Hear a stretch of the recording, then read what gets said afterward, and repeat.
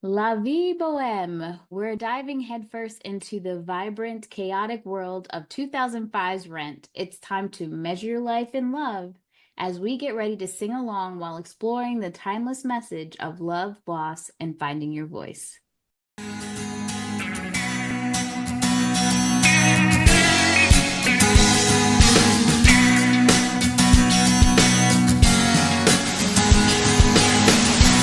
Welcome to the No More Late Fees podcast. I'm Danielle. And I'm Jackie, and we're just two best friends and ex-Blockbuster employees rewatching some of the best and worst movies from the late 90s and early 2000s. This week we are talking about the 2005 rock musical Rent.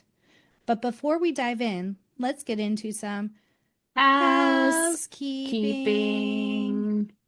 If you love the podcast and you want to support us, here are a few ways that you can.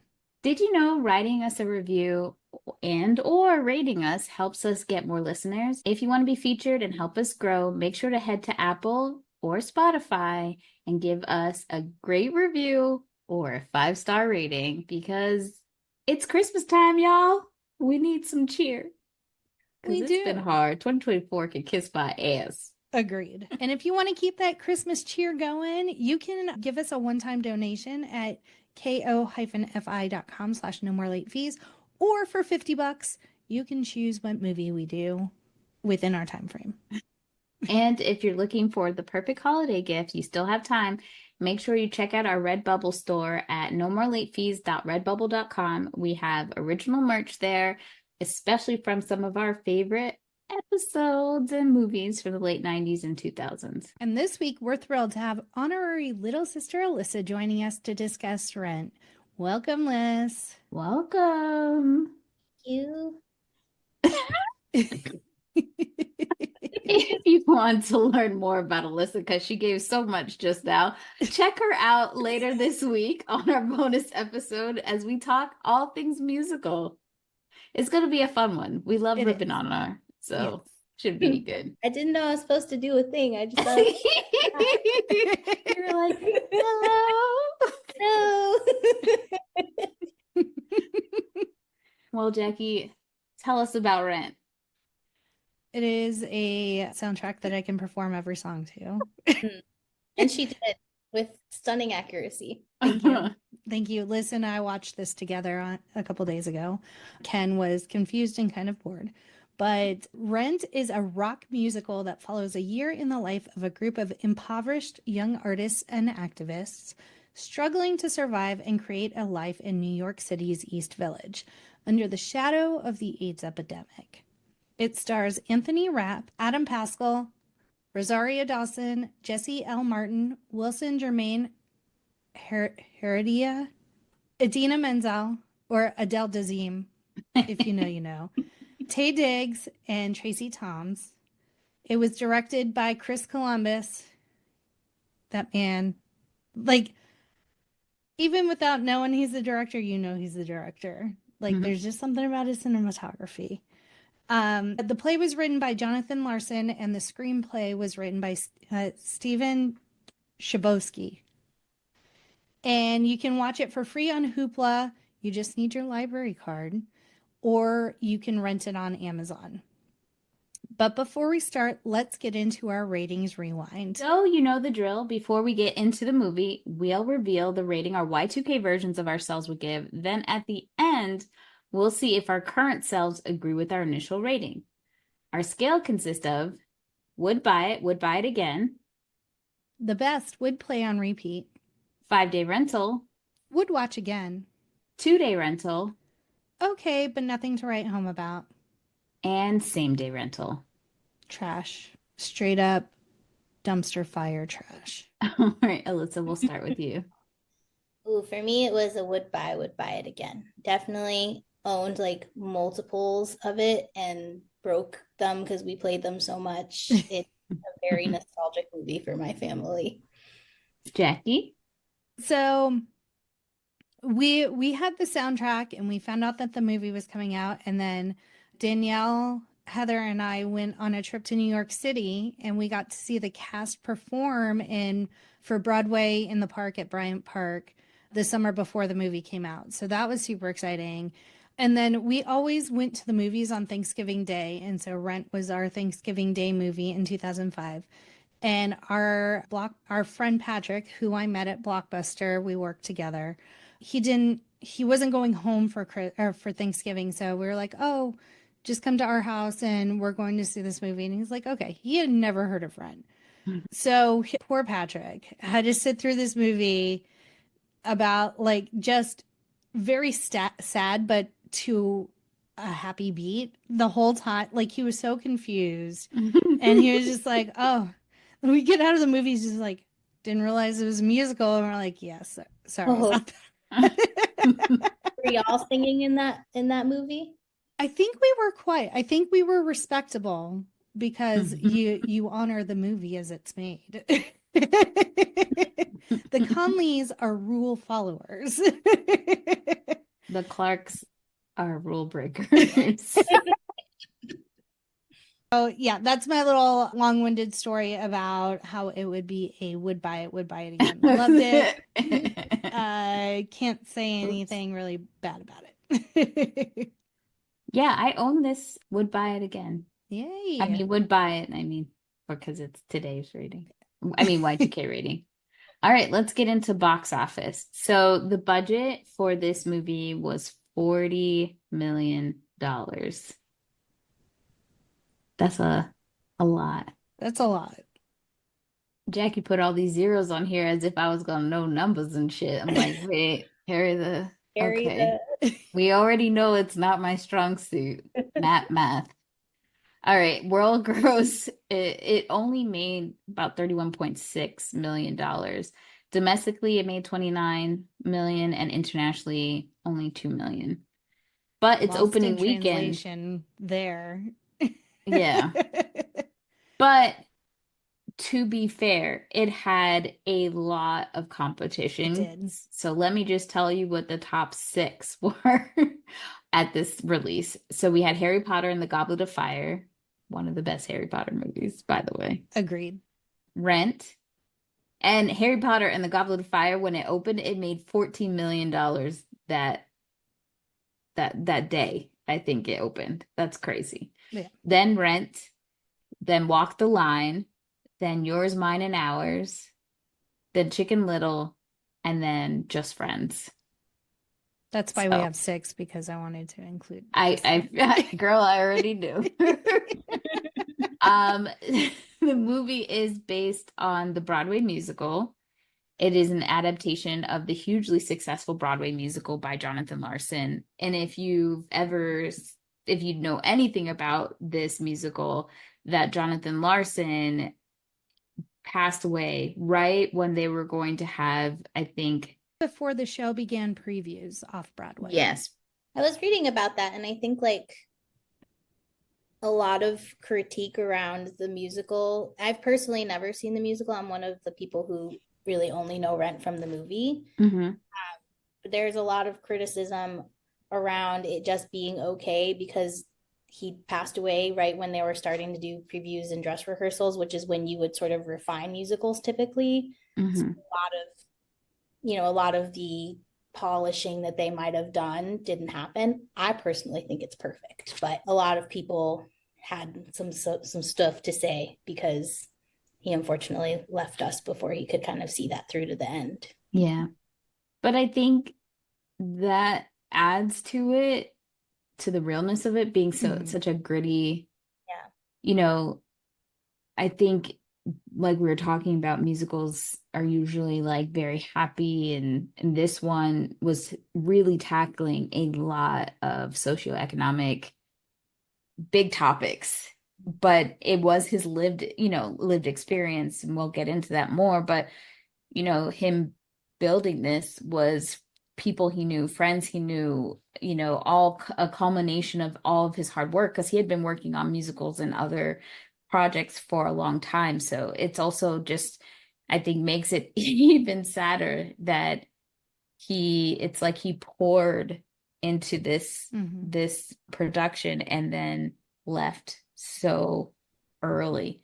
It was really interesting watching some of the interviews back of the cast when they got casted to be in the movie, or when they were casted to be in the show, Idina Menzel said that experience really helped her frame fame because she was, they were all like in their 20s when this the musical came out. And she said just being able to be in the moment because after Jonathan passed, it just gave her that clarity. So she said after she did Rent, it was almost like 10 years before she got something else. I think the next thing was Wicked for her. And just because they had that experience in the way that they did, helped prepare her for everything after. And she just didn't take anything too seriously after that. Like she didn't get heart up on that. Like, oh, I haven't gotten anything because of that experience with Jonathan and the cast. And I thought that was really cool, a very nice perspective, because death sometimes can be obviously very sad, but it does help you kind of reframe or realign a lot of the times. And I just thought that was cool. But let's see what Lil Raj had to say. It's not looking good, y'all. Lil Raj gave Rent 2.5 stars.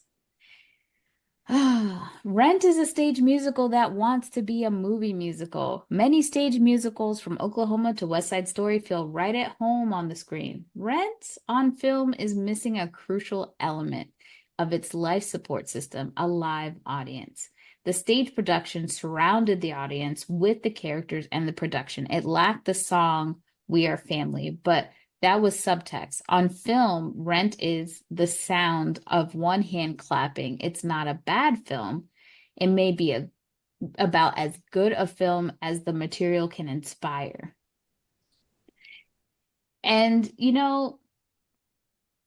I can't hate on Lil Raj. I never saw the musical, but I never saw it on Broadway, but there are some musicals that the actual experience of the musical does not translate to movies. And that is a difficult feat. I feel like this one definitely probably has that element to it. It is. So I did see it probably over 10 years ago now when Anthony Rapp and Adam Pascal returned to the traveling production. And the set is very unique where everything is just already on stage. So they have like a little balcony they go up to, and that's the apartment. And then they kind of just bring in tables and stuff when they're like in the diner and stuff. So the set never really changes except for like props within the set, which makes it like very intimate. Like we're all together all the time. It is different. Obviously, I saw the movie before I saw the musical on stage, and it's different, but I feel like they both have their merits. I think there's like a song missing from the movie that was in the musical, and I am from the generation that just saw the movie. I've not had the opportunity to see the musical yet. I want to. It's on my list. But I think it's kind of funny timing too, because Wicked just came out, and it's gonna be the same thing, right? There's a whole generation of people, maybe not necessarily generation, but group of people who now have this exposure to a musical that's existed for so long that they'll only know the movie version of and the songs and the way that they're sung. So I'm sure it's the same sentiment when the movie came out for Rent, that all of these theater kids who've known and loved the stage version of it, see this movie and they're like, what is this? This is not a representation of the live performance. And that's the sentiment I got from that review you just read, was that they just were like, they probably were like, there's so much of audience participation and feeding off of that energy that happens in the stage version. I don't feel that with the movie because I've never seen the stage version. Right. I mean, we didn't, as an audience, we didn't get to moo with Maureen. So, yeah, that's true. I also think that, there is an element that is taken away sometimes. When you put something on screen, it makes everything more fantastical. It makes the sets come to life. Everything's beautiful. But this musical is not supposed to be beautiful, right? I mean, I'm so glad, like you can clearly see they were in New York. I'm hoping I'm right, but I believe they definitely filmed this in New York. If not, oh no, they filmed it in San Francisco. So the element of New York, yes. I remember Taye Diggs talking about when it was time for him, and at the time him and Idina were married, when it was time for them to choose if they even wanted to be in the movie, and they were very skeptical about this piece of work they had been, so emotionally attached to, making sure it was in the best hands and that they weren't going to Hollywood it up. And they were reassured that it was going to go in the right direction, but it was not filmed in New York. So that's one It element. was. It It's was not in San filmed Francisco? in both New York and San Francisco. Okay, so they probably got some exterior shots and did the rest in San Francisco, and maybe it was just cheaper. I'm not sure why they made that decision. Yeah. But I think the grittiness of the musical probably doesn't all translate to, Christopher Columbus does a good job of showing a city. Hello, Adventures in Babysitting. But also he makes it look pretty. Like, look behind me, there's the subway. Like, I ain't never seen a subway this clean in New York. So just saying, especially in this time frame, it's like, or that empty in that scene. yeah. There's like people in that train car. So maybe I said all that just to say maybe that's the sliver of piece that might not have translated well. You're never going to get everything in the different mediums. It's just not going to happen. So sorry, Lil Raj, but we disagree. But before we get into the cast and crew, let's hear a message from our podcast. The 1990s. My very favorite decade, especially for music. This is Dope Nostalgia, and I'm your host, Naomi Carmack. And every week, we revisit the era that brought us Hammer Pants, Crystal Pepsi, Pogs, Hypercolor, Pokemon, and some of the greatest songs of all time.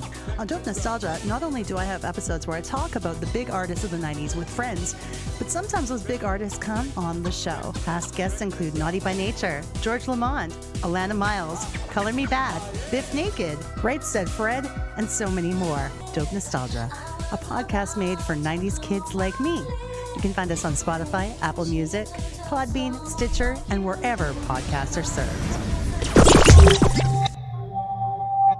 So cast and crew: Taye Diggs, who plays Benny; Wilson Jermaine, Heredia? Heredia? Heredia? I don't know. Who plays Angel; Jesse L. Martin, who plays Collins; Idina Menzel, who plays Maureen; Adam Pascal, Roger; and Anthony Rapp, who plays Mark, are all from the original Broadway cast of Rent in 1996, so they are reprising their original roles. And Robert De Niro was the producer on this film, as well as Christopher Columbus. As we know, he directed it. But one of the other possible directors that they thought of was Martin Scorsese. And I think that came because, like I said, Robert De Niro produced the movie, because I don't see Martin Scorsese doing a musical. I mean, I look at The Aviator and maybe say, okay, that might be. Didn't he do... Am I wrong? Did he do Gangs of New York? Yeah. Yeah, but that's not a musical. Well, I know, but like, if you're going for like the feel of Rent, I could very much see the same feel of Gangs of New York. If you wanted like that gritty realness and not the Christopher Columbus magic sprinkle autofilter. I can't see. I don't feel that man has joy in his heart for a musical. Just saying. If it was going to be any musical, this is just, it would be this one. Yeah. Yes, I would agree on that. But I also, Robert De Niro as a producer. Yeah. I'm not surprised, because during this time frame, because you have to remember, like, this is when he was starting the Tribeca Film Festival. Like, he was really in his, like, creative bag, in a sense, outside of being an actor. So yeah, it fits for this time period. And because he's a New Yorker's New Yorker, I can imagine somebody who wanted to get this off the ground. They knew they needed a big name. So connections, I'm guessing. Rent opens with the scene behind me. All of the major players standing in individual spotlights singing at Seasons of Love. Mount Strong. I have to give a shout out. So when we talked about like Some people might have saw the musical, some people saw the movie. As much as some people don't agree and may hate on it, we have to give props to Glee because so many people in a different generation got introduced to musicals from that show. Like a lot of the people who are obsessed with seeing Wicked in the movie now wouldn't have known Wicked existed if Glee hadn't done it. And they did a great job performing this number in particular on the show. So I'll take my Gleek hat off for a second now that I've said my piece, but I do have to give them props for that. So the Seasons of Love number, is that a reflection of how it starts in the musical, Jackie, since you've seen it? Yes. They're all lined up like this. Mm-hmm. Yeah, and this is one of the numbers they performed for Broadway in the Park when we saw them. And as a special little bonus for Patreon members, we actually have our footage of experiencing that. So we will upload that to Patreon, patreon.com/no more late fees. We're introduced first to Roger and Mark. Roger is a struggling songwriter and Mark is an aspiring filmmaker. I had questions. I've never used one of those cameras that Mark has, but it seemed like he was like, it was a hand crank one. So I'm like, are you recording? But then sometimes it was the other way. I'm like, are you rewinding? Like, what is happening here with this camera situation, sir? I don't think Anthony Rapp knew. He was just going through the motions. I just connected. Jackie, I forgot that he was in Adventures of Babysitting. He was. I totally forgot. He was the best friend for next door. He was. When he was a kid. He's Actor also who plays Mark? Huh? Actor who plays Mark is? Mm-hmm. Yeah. He also, the fun fact I threw at Ken, which is not a fun fact, was he was one of the victims of Kevin Spacey. Early on, he was 14. They were both up and coming Broadway actors. So he has had a lawsuit against Kevin Spacey in the past. And now he plays a character on Star Trek Discovery.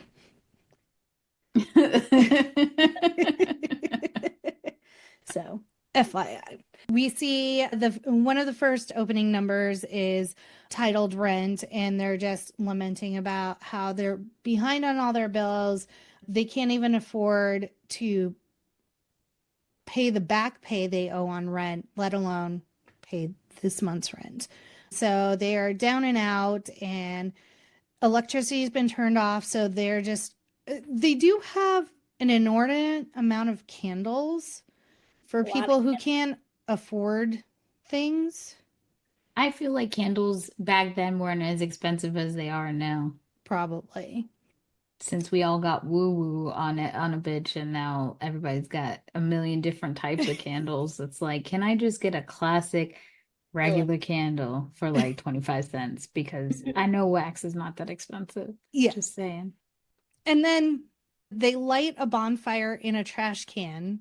And this was getting me so much when we watched it. They light it to like get warm, and they put all this paper in there to light it on fire, and not 10 seconds later they dump it out the window. Like as part of the choreography. And I was like, why? Like that's your warmth. Supposed to be your warmth. You just threw it out. I don't understand. Unless it was like they were burning their bills. But to me, that translated to let's light the stuff in the trash can on fire so that we can make heat. Yeah, and they didn't have to worry about like smoke inhalation because the skylight was broken. So the smoke had a chimney to go out of. Ain't no sense. Y'all are thinking too hard. Gotta let it go. Gotta let it go. We can't. So also while they're singing about their rent, Collins is back from MIT. He lost his spot.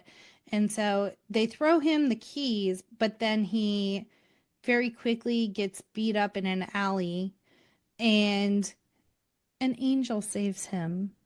And this is when we're introduced to Angel Dumont. What is her last name? Angel Dumont. It's so crazy. Remard. Because the cast, like we said, when they did the musical on Broadway, they were in their 20s. By the time most of them did this movie, they were in their 30s. Rosario Dawson was 26, playing 19. A Yeah. stretch. She did look good though. It But looked Jess, like 16 is a line in the Light My Candle, and I was like, no, right. sure does not. And Jesse, as much as I love to say black don't crack, was very much given 30. Like He was a that little was bald and in the back. all of them, it was a stretch to believe that they were in their 20s. That's all I have to say. Other than that, still perfect casting. I just was like, y'all are getting old. I think Joanne was the only one that, like, okay, she obviously has her law degree. She Hmm. looks like fresh out of college baby Yeah. lawyer. Yeah. You're But right about everyone that. else. Everyone else, I was like, y'all joking, right? Okay. We're just suspending belief all over the place. It's Angel Dumont Chouinard is her name. Mm. Wow. And she is just vibrant, and her and Collins have an instant connection.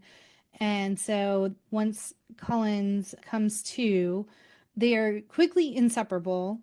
And then is this when we meet Benny as Yeah, well? there's a point Yes, where he go drives ahead. up Range Rover, That's Yes. right. just like this, because apparently I have to. Just an old lady. And it's so funny when I watched that movie when I was younger, I never paid any attention to that scene at all.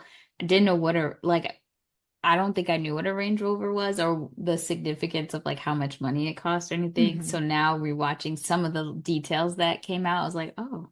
Yeah, they had him in a Barber jacket, which is like a $700 jacket, the little hokey brown collared and green kind of hunting jacket that he had on, and the little fancy watch and everything. And See, missed that. even when he talks about the Akita Evita, like designer dog, even that costs a lot of money probably and is show quality. So there are definitely hints to Benny has sold out to the man. He used to be one of them, and now he's on the other side. He's the slumlord collecting rent. Mm. But in And that scene, when he drives up, he's offering them a trade for Maureen's protest, get her to shut it down, and we'll, give you free rent in this space when you renovate it so you can pursue all of your creative passions and all of that goodness. But I No, feel like- like he can't be trusted. But he's talking and he's like ripping down all the protest signs, like that's going to do anything. yeah. Right. And they refuse to sell out to the man. Mark's like, I gotta go fix Maureen's shit because it's broke, so I'll see you later. Like, Mark is actively working on the protest at this. Yeah. Go ahead. No, because we see them, we see the fire, we see all of that. And then we do see Rosario, what's her? I'm gonna keep calling her Rosario Dawson, Mimi. but Mimi, we see her in one of the like songs that they're singing, like we kind of get a glimpse of her already peeping, game and looking up at Roger. So we're like, okay, she set her eye on her next prize, I guess you could call it.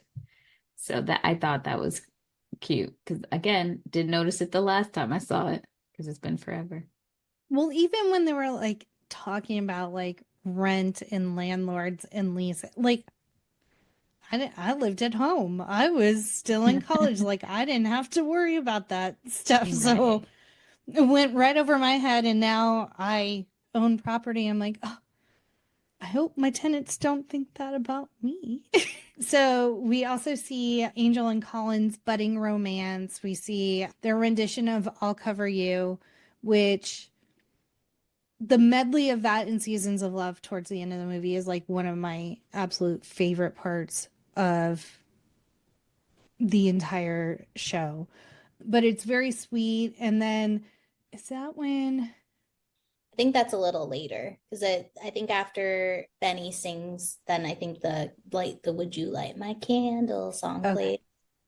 I have my chat GPT notes, so sometimes they get out of order. Yeah, because Um, Roger's by himself and she purposely blows her candle out, comes up the stairs, He only has so many matches, ma'am. and she keeps blowing it out.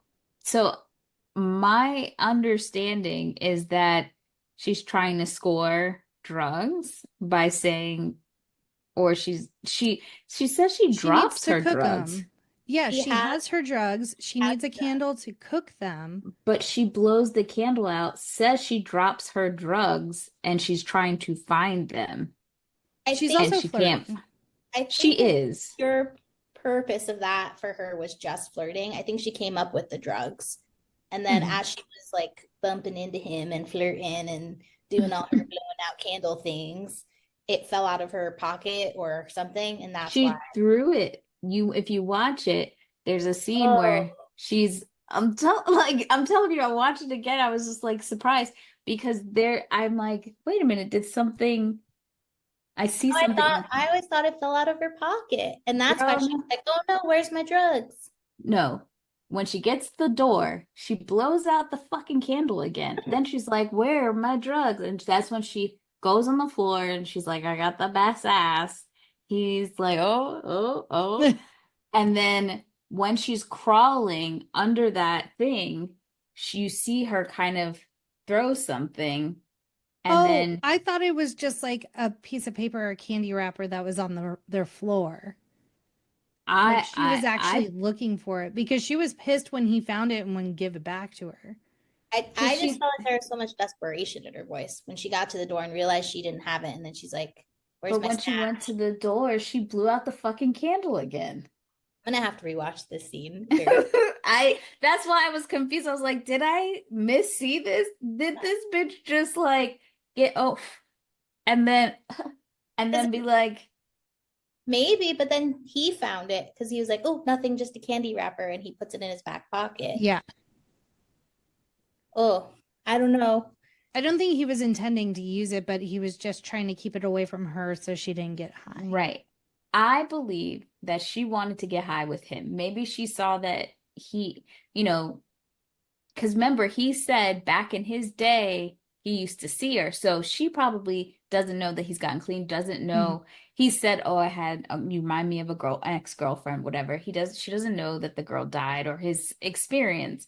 So I think she likes him, but also was like, let's do this together.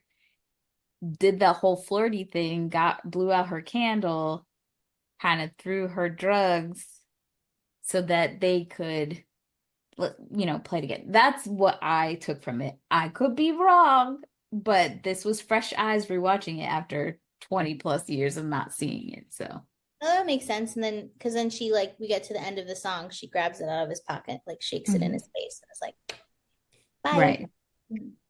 So I Googled it hoping for a straight answer and in fact instead found more a questions.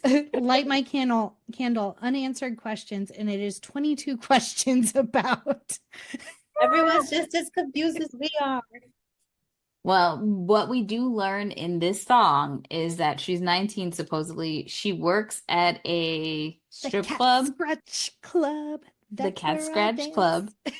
We learn that Roger used to be about that drug life himself, Mhm. that he had a former girlfriend, which we also see some clips in other songs when we realize that his ex-girlfriend had AIDS. Mhm. So So apparently, and like I said, it's been a really long time since I actually saw it on stage, but that scene about Roger reflecting on his old girlfriend is much broader. And essentially, what happens is she commits suicide. She slits her wrists. He finds her and she writes an apology note. And then along with it is her AIDS diagnosis.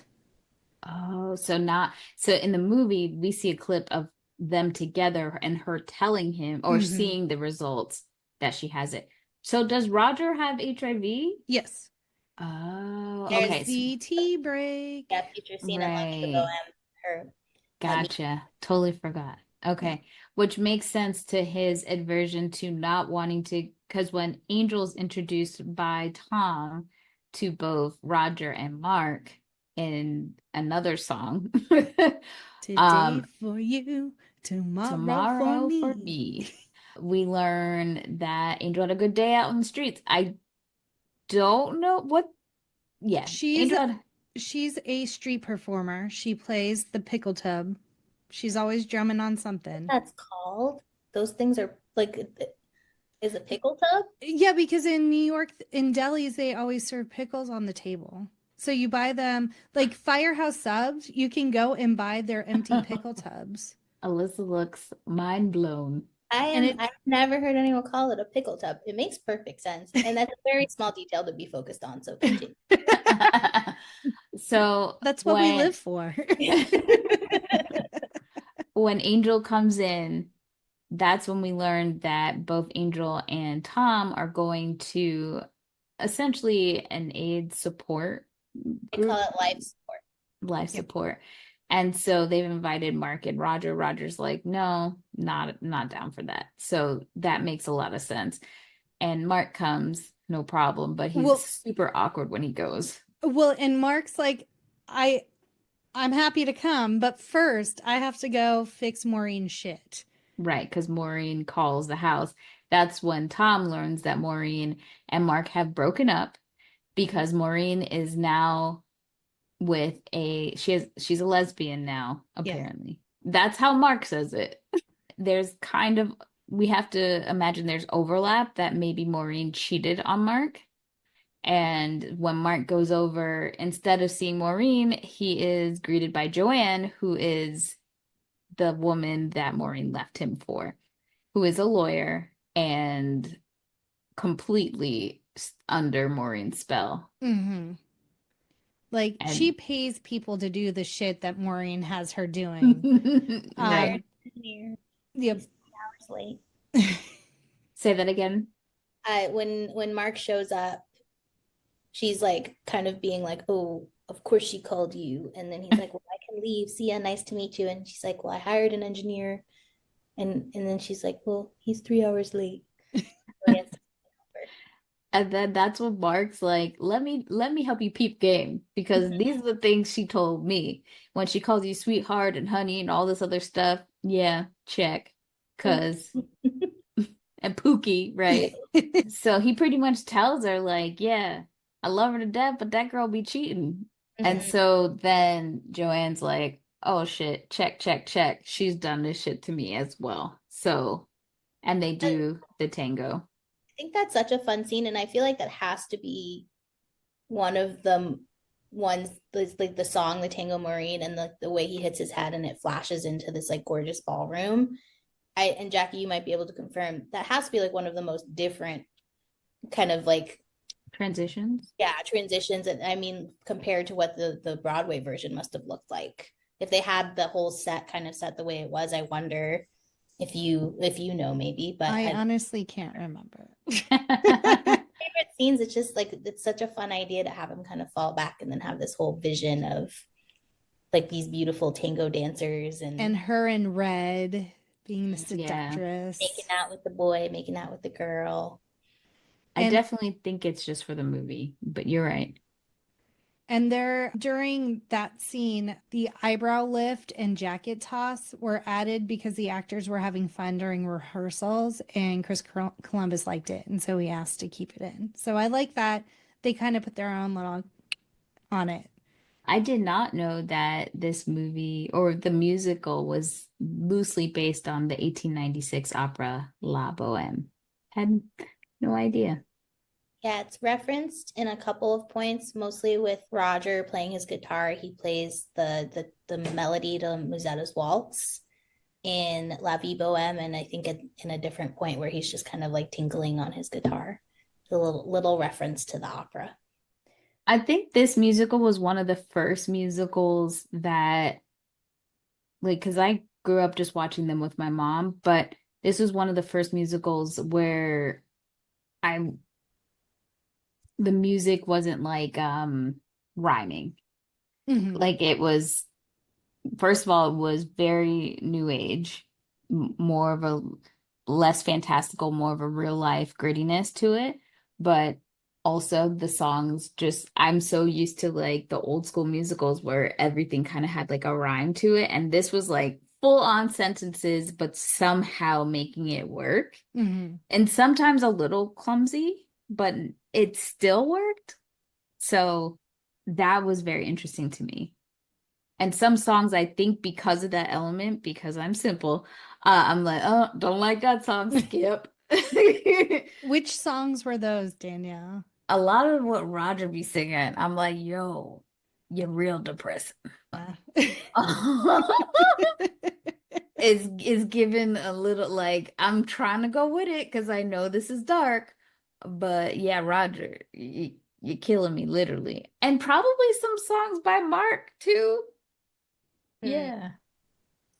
Mark tries to get angry and never really fully commits to the anger. He doesn't. His body a lot. He's always just big arms angry. Like a toddler tantrum. That's all. Yes. So now we are at Maureen's protest. And Danielle, do you remember this being performed by someone in our talent show at Douglas? This specific song? This specific. All I know is everything I know about drama kids is from the high school experience of knowing drama kids. I so believe that they did this. I do not recall seeing it. Also, don't remember us having a talent show. So there's that. I think it was after. Okay. So I'm pretty sure it was after school, like we had to come back for it. But also, I believe that's when I performed. Oh, fuck. What is that? Gloria Estefan song. You performed at a talent show? Sign language. Oh my God, that's so cool.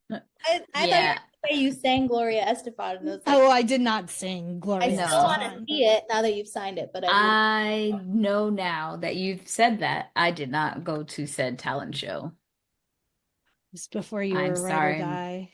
Sorry, I missed it. I didn't get interested into our school musicals or plays until I started liking a boy that was in said musicals and plays.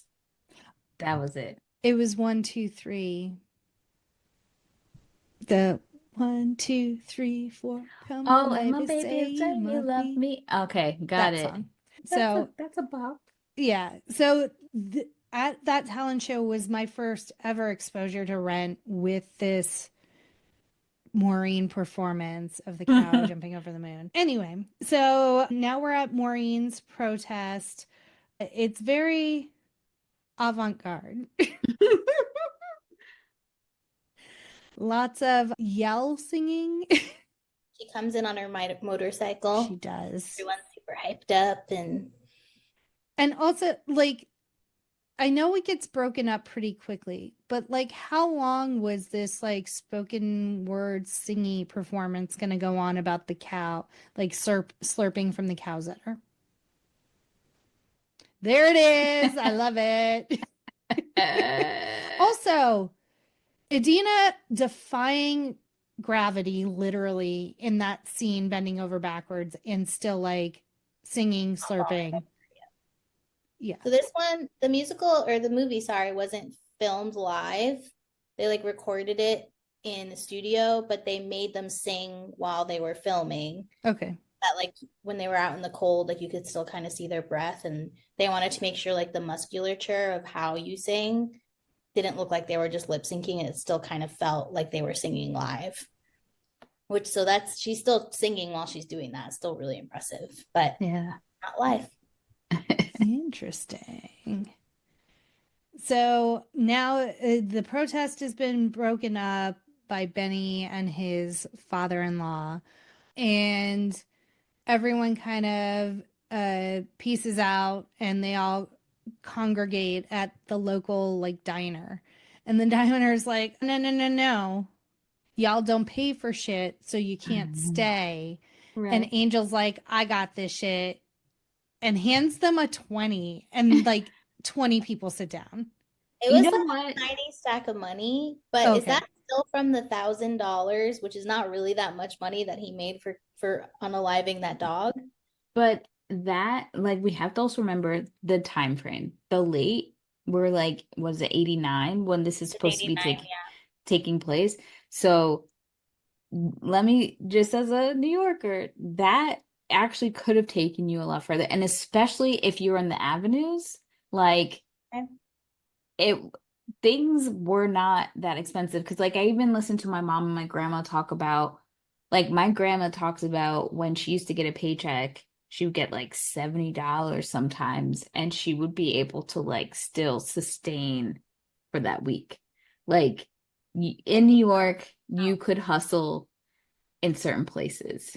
And when I say that the avenues, very impoverished area, like, nobody had it then, and the rich people were not coming down to the avenues like they do now in New York.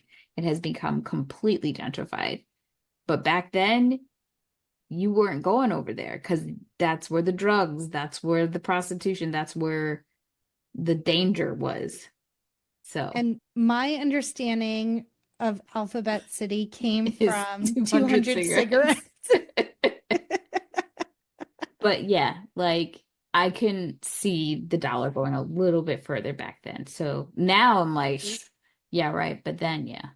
So, according to the first Googled currency calculator, $1,000 in 1989 would be $2,500 today. Wow. So a little bit more. A little bit more. But a little bit more. But I remember I could go out even in 2006. I can go out with a $10 bill and get a few things. I might not go to a sit down restaurant, but I can get some stuff, and I can go to a diner. I wonder, because they had like, what, 15 people, more than that in their party. Yeah. Like, don't push the tables together. And then they're like, But what did they order? so many things. Part of the song, they're like doing their little Lovey Bohem dance, and then the waiter comes through and kind of repeats their whole order, and then they go wine and beer, and it's a lot of stuff. Okay, And meatless balls. maybe they were pushing too much. Yeah. Movie magic after a certain point. Meatless balls. Ew. It tastes the same if you close your eyes. And so then this is where they really should have gotten kicked out because they're on the fucking tables. And you know how I feel about dirty shoes on no fucking tables. But this song, I know, Liz, it's not your favorite of all of the Rent songs, but I enjoy it. I think it's when they like might be going a little too far ahead, but when they get to the end of the song and they kind of, he brushes off the chalkboard and writes fight AIDS or something. Mm-hmm. It's an emotional part of the movie for me. So Yeah. I think that's where I start to feel like very heavy about it. But Yeah. I do really like the song. It's fun. I don't know all the words like you do though. I was on the couch. She was vibing. Which is so funny because like Jackie likes certain musicals, but she won't say I love musicals, the category. So it's very interesting to see which ones. And like you said, Liz, in the middle of Lovey Bohem, this very upbeat, like celebratory song where they're just really expressing themselves and the fact that they're artists and like think differently and like are creators. It gets really quiet because it's both Mimi and Roger's alarms go off. It's time for them to take their AZT for their HIV. And so then it goes into this, is it the I should tell him? Yeah. And I think it's important to note too, before we move on to that the Lovey Bohem scene, I feel like is a lot of a continuation of their protest, because when they walk in, they see Benny, his business partner, his father-in-law, and they're actively kind of speaking at them and sort of like giving them the middle finger at the beginning of this, where they're saying like the death of Bohem, because Benny's telling them, you know, you guys are on the wrong side of this. And yeah, I just feel like it's just like they moved Maureen's protest from wherever that was to the diner and kind of continued there for sure. And so now Roger and Mimi are kind of connecting through their mutual pain and like their desires as they move through life and navigate being diagnosed with HIV. And then we go right back into the reprise of La Vie Boheme. So the like music gets upbeat again. And then what happens after that? Oh, and then this is where we go into like kind of all the different seasons. It's almost a montage of like the year passing. And so we see Mimi kind of goes back to drugs. And so Roger's trying to kind of save her from that. So their relationship is in turmoil. And then Joanne and Maureen get engaged. And then at their engagement party, Maureen is flirting with all of the wait staff. It's like, girl, first off, you didn't dress up for your own engagement party. Like, what's happening? Like jeans or leather pants or something. Yeah, leather pants and a tiger tank top.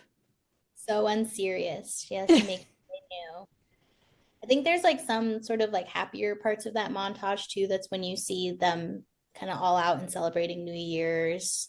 And Mark got that Buzz line deal because he sold the footage from the protest. Yes. So the proposal happens after Joanne is Mark's lawyer for that Buzzline meeting, and it's just like outside, and poor Mark's standing there like super awkwardly as Joanne proposes. And how did Sarah Silverman make her way into this movie? Like, why? I didn't even realize it was her till you said it when we were watching it. Unneeded, unnecessary. I didn't care for that part. Yeah, I don't like her. I hope we never have to do any movies with her as a main role. Yeah, I feel like there's a couple coming up though. What other movies? Okay, doesn't matter. Continue. And then, so after during the engagement party scene, that's when we get Take Me or Leave Me, which is also such a fabulous duet. And yes, it is. My sister and I like to do it at karaoke because we like to be weird and awkward. You sing your love songs together? We do. Wow. Special. We do. What else happens after this? Oh, and then we kind of go into like the season of fall. Roger moves to Santa Fe because Collins had mentioned it. And so, or is that after Angel dies? I think that's after Angel dies. Okay.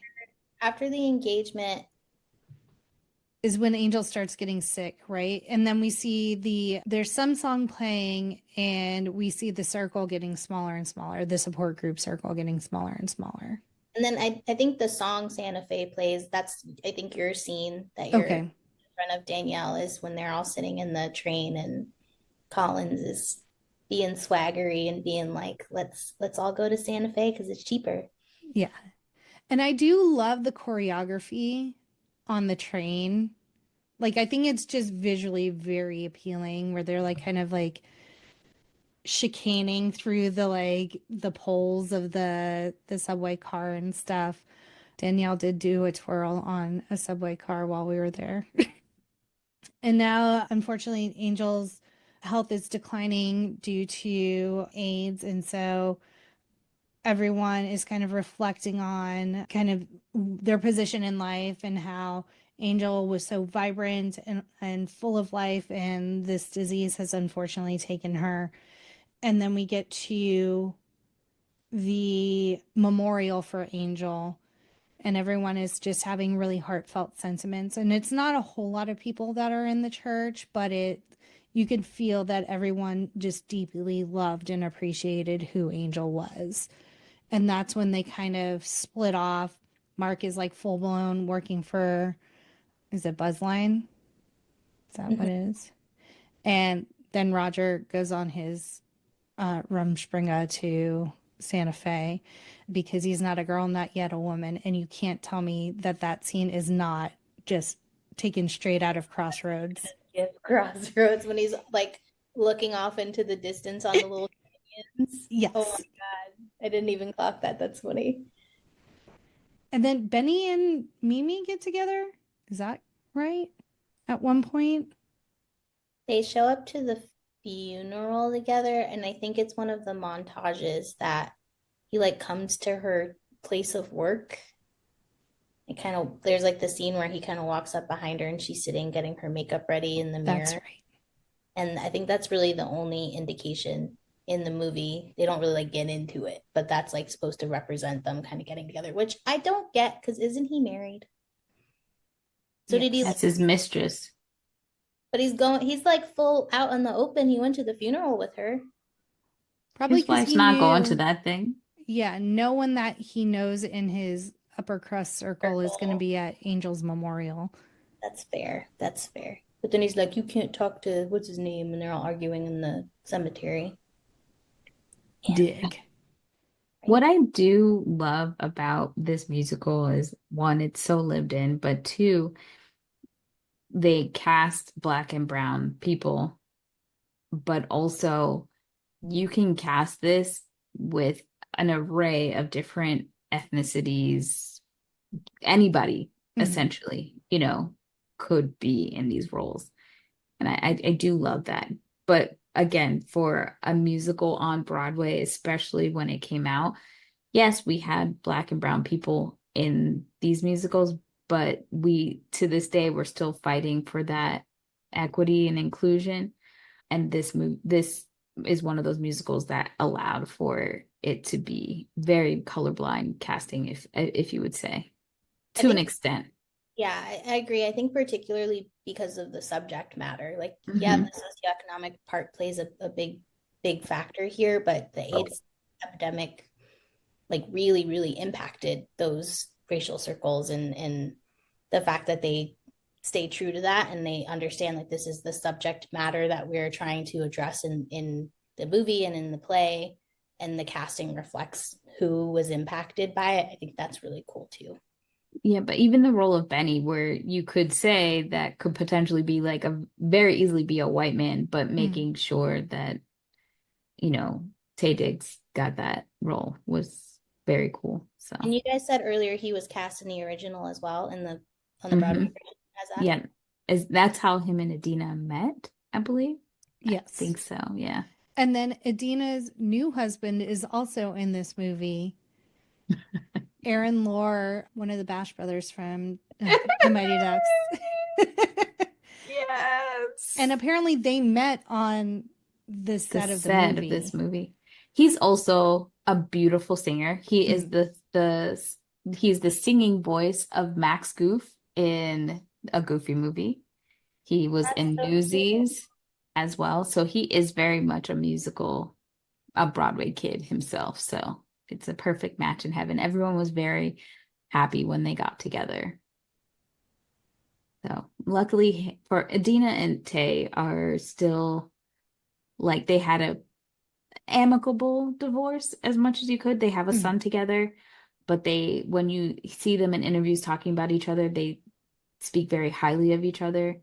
One of the reasons why they divorced, or one thing that Idina said that was like an issue was she said when they were on Broadway, being in the theater world and the Broadway world, it was like they kind of were in a bubble, But you have to remember when Rent came out on Broadway and then Taye started to become bigger in movies, especially Black films, that became like more eyes were on him at the time. And in the Black community, when people found out that he was married to a white woman, it caused problems because his target audience, obviously, money-wise, people are going to see him, but the people who are really going to see him and support him are Black women. And so for Black women, especially at that time, for Black men to be in interracial or married to white women, a lot of, even to this day, PR people will try to hide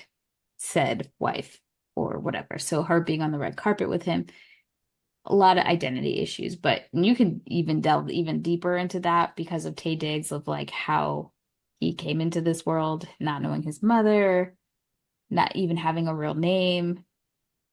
like his uncle, I think, called him Scotty, and that's where he got Tay from. So like I think even on his birth certificate, there's not even like a name. That's Really? his relationship with like his mom is kind of fucked. So I think for a long time, Tay was even trying to figure out like who he was, you know? So unfortunately, I'm sure there was other things that happened with their marriage because I think he may have cheated. I'm not sure, but I think that was another reason. And that's the gossip I got for y'all. And Wow. I just found out via TikTok that Taye Diggs was an understudy for Fiyero in Wicked. And so he has been in the Broadway production of Wicked as well at one point. Oh wow. Yeah. And I wonder if his wife got him that role. I'm not sure. The whole TikTok was like, there was a girl that was like, I don't know why Jonathan Bailey, is that who plays Fiyero in the movie? Mm-hmm. She's like, he's perfect for the role. He's classically trained ballet dancer, sings beautifully, but for some reason there was a disconnect. Like that's not Fiyero. And she's like, and I realized why, and it was because the first time I saw Wicked on Broadway, Taye Diggs was Fiyero, and so she's like, she has that image of who Fiyero should be in her mind, and then Mm. it wasn't that, so she was like, it's wrong, and He she's was like, a he's all right, but in my brain's telling me he's wrong, and I'm having to cope with that. he had a lot of competition. There was a lot of people that were in the running for that role Yeah, against him.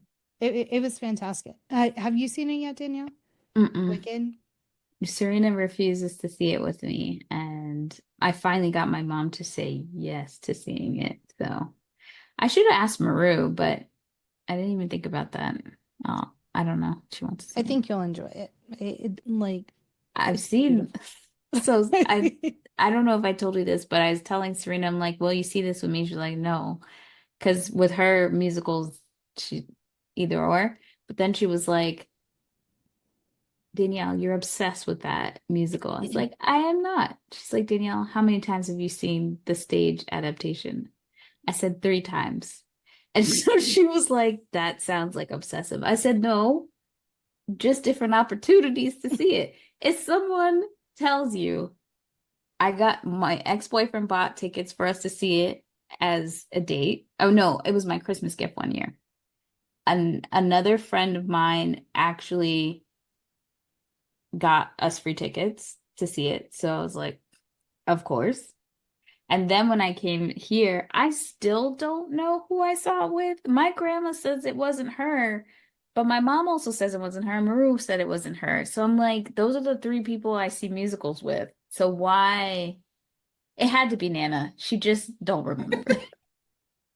Well, So you've that seen was it one her. more time than I have on Seen it stage. twice. I've seen it twice. It it does look different Mm-hmm. when it's touring in comparison to Broadway. I will say Okay. that. I have not seen it on Broadway, but I've seen it touring twice. My sister-in-law Valerie has seen it 15 times. See, now that's obsessive. Not that level. And so now you have statistics you can bring back Yeah, to yeah. Rena. Thank you. You just had opportunities. Yes, that's exactly. You get it. So, as the movie winds down, Roger returns. Mimi is living on the streets. She's back on drugs. Everyone in their circle is asking where Mimi is. No one knows where she is. They're really worried about her. They finally find her in a park and bring her. But I think when that happened, didn't Angel passing? Oh, we talked about Angel passing, Mhm. right? Well, we said the funeral, but Angel did Yeah, pass from AIDS. Yeah. AIDS. Yeah.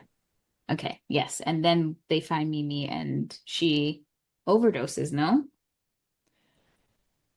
I Or don't. something happens to her. I think it's gotta be Overdose or the, withdrawal or something, the right? idea of it being like AIDS related. Her fever wouldn't have just broken like it Yeah. did. That might just me being too overrealistic. Yeah. Well, and it's kind of like, even if it was drug related, it's kind of like She's on the brink of death. They're calling 911, and all of a sudden it's like her fever's broken, and she's like, "Hey guys, what's up?"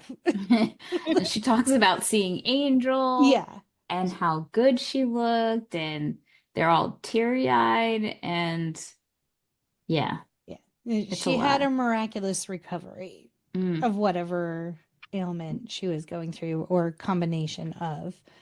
So then at the end of the movie, we get the reprise of Seasons of Love. And so we've come full circle. It's been a full year of their lives living in New York City in the late 80s. And that is Rent. Yeah. At It the end, is. in that scene, he plays his film too. Yes. Yes. I really loved the title of it was Today for You. So it was like a little nod to Angel. And it's filming while they're singing that reprise of Seasons of Love. And the last bit of his film was like a really beautiful shot of Angel. Yeah. Completely stripped down, like not in drag or anything, but she looked really good. Made me sad.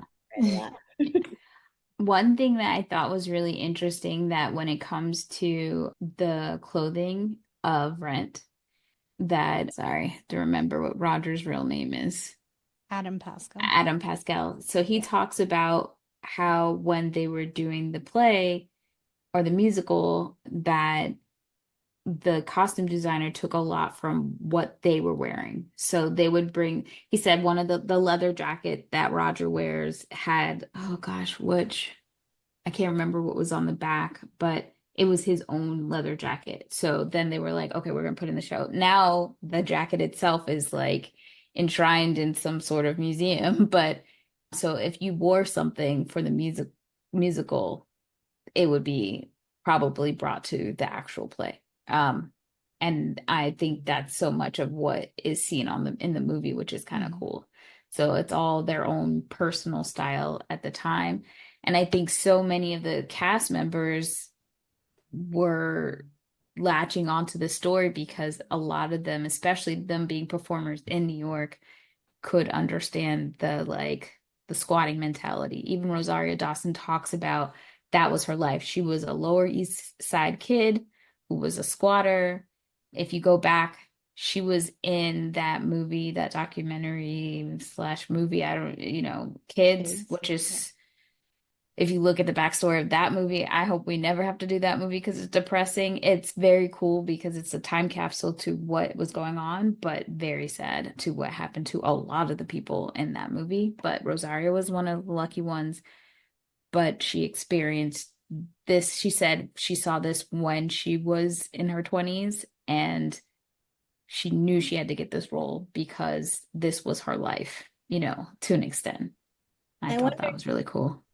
I wonder too how many folks, especially the ones that were in the original musical during the AIDS epidemic, that like late 80s, early 90s time was like a huge time of loss. It was like the technology and the medicine wasn't advanced. So I think particularly in New York, a lot of people at least knew someone who was impacted by it. And, the squatter mentality, but also like being able to have a connection to that, like the disease. I'm sure them living in New York, they at least knew somebody that either died or was impacted by it. 100%.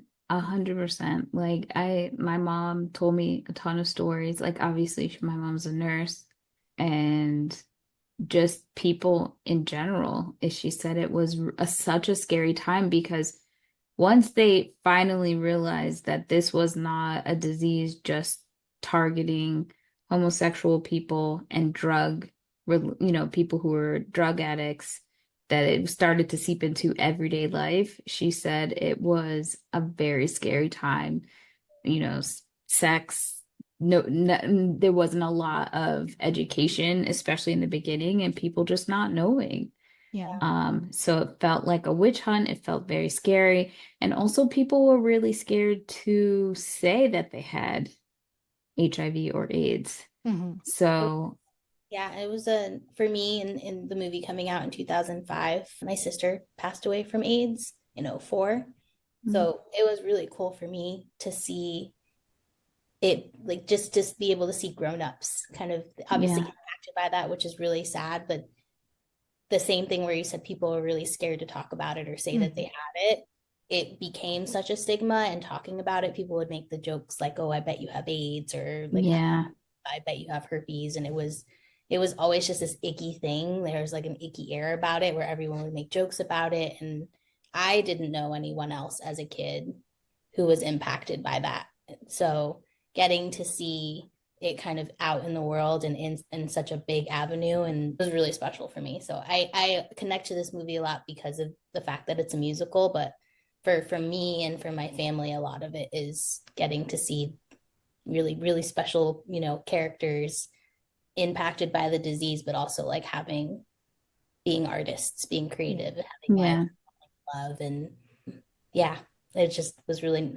Jackie knows I was like dying, crying, watching it with her. I always forget how much it hits me a little heavy, but yeah. I think that's why we love movies, and this medium is such a great vehicle to help humanize people and not make it feel, even if someone, even if you didn't know someone directly, still having the empathy, building the empathy, I think one of the things that is becoming a disservice to the younger generation is that because we have medication that can greatly help the success, like we don't see people dying from AIDS in the same rate that we did at that time, right?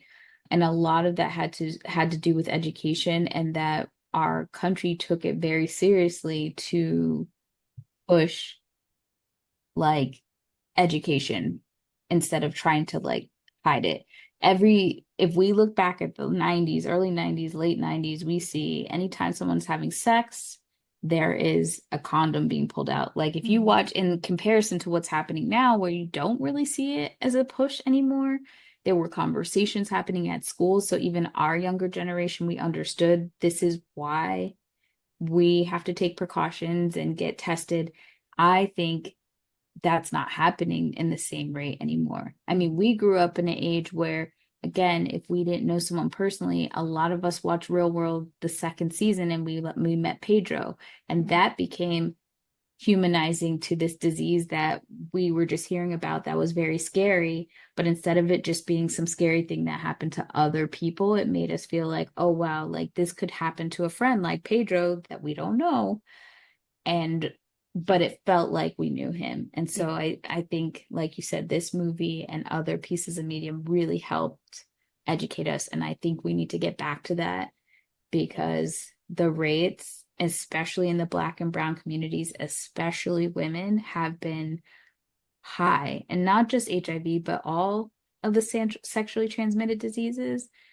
I think we need to get back to when we're talking about it openly and trying to make sure we're using protection. And we can't be sure at this point with, with the climate politically that that's going to be prevalent in health. They're not saying wear a condom. They're saying, abstain from sex, which has right very little effect on what people are actually going to do. So yeah, I definitely agree that, using something that people are doing anyway, watching movies and watching TV is, really effective, like you said, to humanize the situation. Yeah, I very much don't agree that abstinence is the best way, because it is just, it just happens, right? People have sex, kids have, teenagers have sex. So yes, you can teach abstinence as a great way to prevent them if they're not physically and mentally ready for sex. But you should also still be educating them. Does not mean that you're telling them to do it. It means that you're arming your children and the people you love to have resources in case they decide to make that decision, so that they're not in a situation where it's, some people think pregnancy is the worst thing that can happen. That is not the worst thing that can happen. So that's just my PSA, just because you don't talk about it doesn't mean it doesn't happen. Yeah. So, all right, let's see what other fun facts we missed. the New Year's Eve sequence, I love this, was turned into an actual party for the cast and crew, and the celebrating was real. Love that. I do love that too. At the very end of the credits, "Thank you, Jonathan Larson" comes onto the screen. It could be seen as a reference to the showing of Rent after Jonathan Larson died. He passed away the night before the show began previews off Broadway, and the entire cast elected to perform a run-through of just the songs to all of Jonathan's family and friends in tribute of Jonathan's most prestigious work. At the end of the performance, the entire audience sat silent for what seemed like forever until a young male voice in the back of the house shouted that line. A musical movie on Netflix, and it was actually directed, first-time director was Lin-Manuel Miranda, and the connection between Rent and him is very close to his heart. He said that Rent changed his life. It was, and let me read it in his words. "Jonathan Larson's captivating storytelling in Rent first taught me that musicals could be contemporary, true to life, and depict your own experiences. But it was Tick, Tick, Boom that solidified that drive in me to own my own voice as a playwright." Obviously, we know he did Hamilton, but before that, he did In the Heights, which is very much him giving his insight to a very particular place in Manhattan and his lived experience. So that's really cool to see how other artists were affected by Rent, and it came full circle for him. I like that. Any I other haven't fun? seen Tick, Tick, Boom yet. Andrew Garfield does an amazing job, I I really like think. him as an actor. Adam Pascal had to work on a bad habit of closing his eyes while singing to win the role of Roger. As a rock singer, I was used to closing my eyes when showing or feeling emotion, Pascal wrote in retrospect.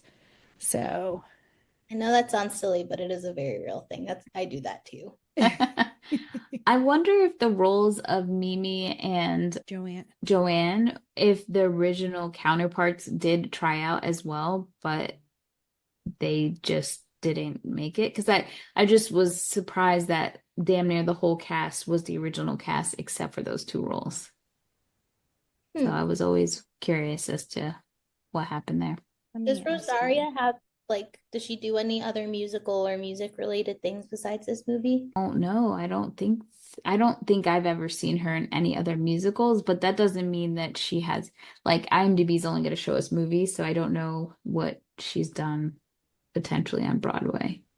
Okay, so the original Mimi, Daphne Rubin Vega, was pregnant at the time of filming, and the character is 19.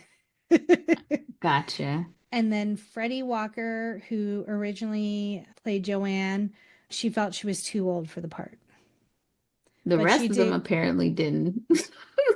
She did request that the producers cast an actress of African descent for the role, which went to Tracie Thoms.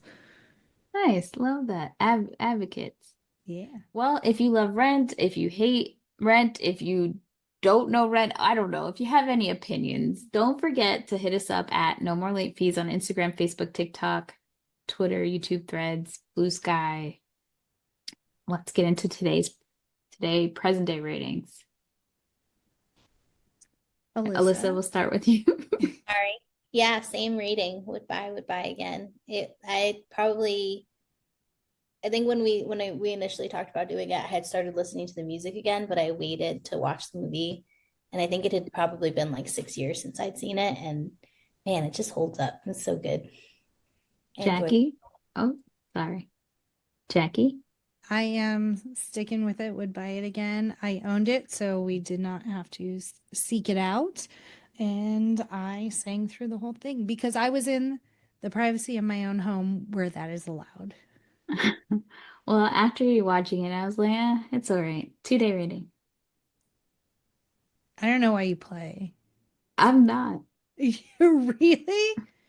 It's not my favorite musical. Okay. Fine. I am kidding. It is a would buy again. You really held on to that. Well, because Jackie was pretending that she knew me. Because I do know you. Alyssa looked like, what? It's like I don't know you at all. I was like, fine, if she wants to say that, I'll put it. And it won't be an employee pick of 2024, but it is. Yay. So, yeah, if you want to sing me some Rent song, I'm really just desperate for someone to record themselves singing so I can put it on the podcast. Hit us up at our quick drop 909-601 and MLF. That's 909-601-6653. Twat us at the Twitters, hum us at the threads. You can also text message us at that phone number, and you could be featured on a future episode. And it's the holidays, y'all, so we're taking a week off. So make sure that you go back and check out some old episodes you missed, catch up, and come back for our special 2024 year in review episode. Alyssa, thank you so much for joining us and Yes. sharing your stories and how much this movie means to you. And Thank we you. love you. Very much. Guys, it was such a fun time. Yay. And for everyone listening out there, happy holidays. Enjoy yourself, be safe, and be kind and rewind.